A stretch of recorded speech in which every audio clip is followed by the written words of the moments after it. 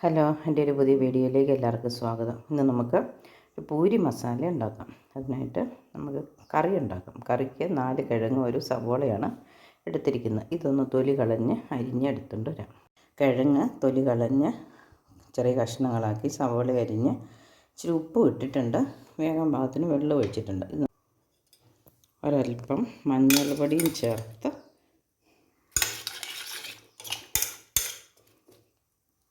Cooker അടച്ച് വേവിക്കും.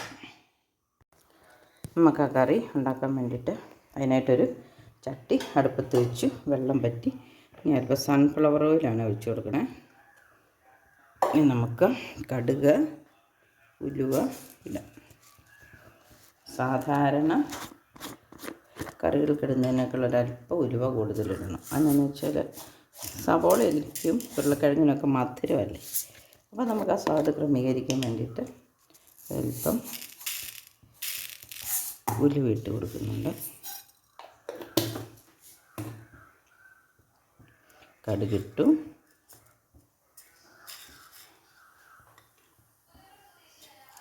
നമുക്ക് ഒരു 1/4 ടീസ്പൂൺ ഉലുവയും ഇട്ടു.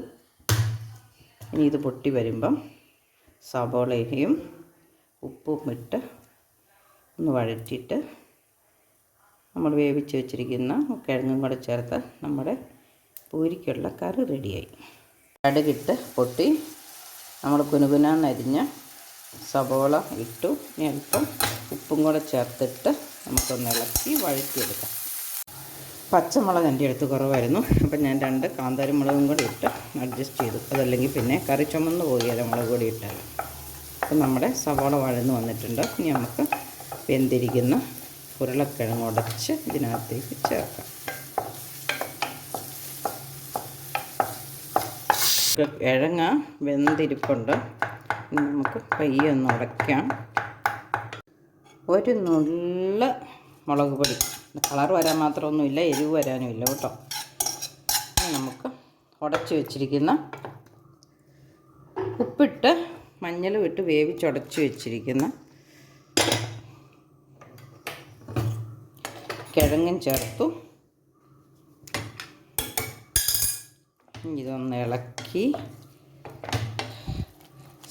എല്ലാം കൂടെ യോജിപ്പിച്ച് സെറ്റാക്കിയാൽ നമ്മുടെ പൂരിയുടെ കറി റെഡിയായി. ഇനി പൂരി പരത്തിയാൽ അപ്പം തന്നെ ചുട്ട് പൂരിയും കറിയും കഴിക്കും.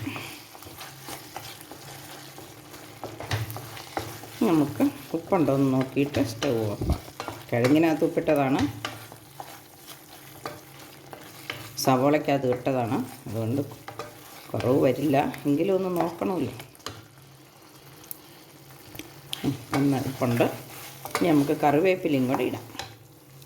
നമ്മുടെ പൂരി ഇവിടെ കുഴച്ച് പരത്തിക്കഴിഞ്ഞു. ഇനി നമുക്കിത് ചുട്ടെടുക്കാം. പൂരിയുടെ കറി തിളച്ച് കുറുകി വന്നിട്ടുണ്ട്. ഇനി നമുക്ക് കറിവേപ്പിലയും കൂടെ ഇട്ട് കൊടുക്കാം.